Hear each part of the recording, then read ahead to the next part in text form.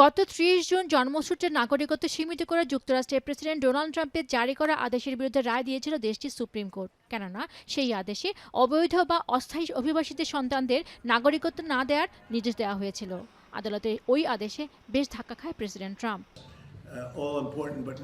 এবার আদালতের সেই রায়কে উপেক্ষা করে জন্মসূত্রের নাগরিকত্ব সীমিত করার লক্ষ্যে আবারও দুটি নতুন নির্বাহী আদেশে সই করেছেন মার্কিন প্রেসিডেন্ট ডোনাল্ড ট্রাম্প।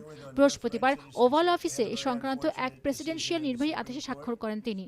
নতুন এই আদেশগুলি মূলত তথাকথিত বার্থ ট্যুরিজম বা সন্তান জন্মদানের উদ্দেশ্যে বিদেশিদের যুক্তরাষ্ট্র ভ্রমণ বন্ধ এবং কিছু নির্দিষ্ট দেশের নাগরিকদের সন্তানদের নাগরিকত্বের অধিকার সীমিত করা হয়েছে।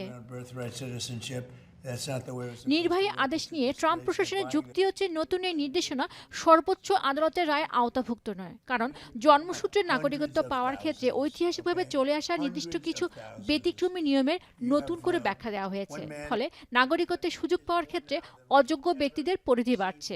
Birthright citizenship, we had a very unfortunate decision in the Supreme Court concerning birthright. It was close, but a very, very unfortunate decision. So we're making adjustments because it's very unfair. This was done for a different reason. This was done right after the Civil War. This was for the babies of slaves.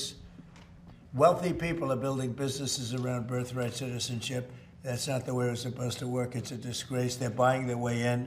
তবে জন্মসূত্রে নাগরিকত্ব নিয়ে ট্রাম্পের যতই ব্যাখ্যা থাকুক না কেন, মার্কিন সংবিধানের ১৪তম সংশোধনী বলছে যুক্তরাষ্ট্রে জন্মগ্রহণকারী সকলেই তার নাগরিক।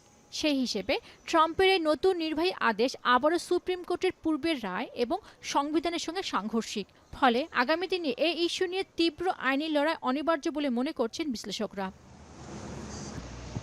পেনুকা সুলতানা, এখন বিশ্ব।